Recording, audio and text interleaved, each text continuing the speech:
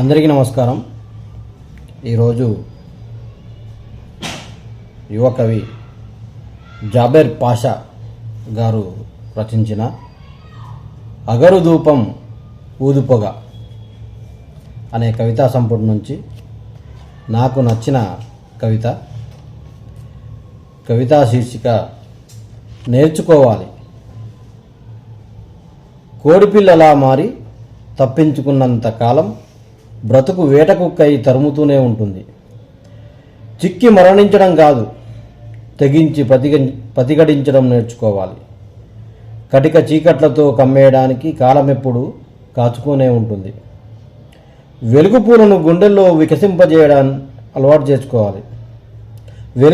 గుండెల్లో వికసింపజేయడం అలవర్చుకోవాలి.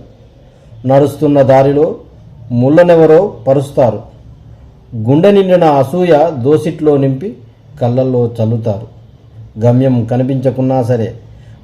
కనిపించకున్నా సరే నడవాలనే కసినే కాళ్లకు నూరిపోస్తుండాలి. సులువుగా ఈదేస్తే సముద్రాల విలువేంటి? అందుకే సుడిగుండాలని సృష్టిస్తుంటాయి. ముంచెత్తే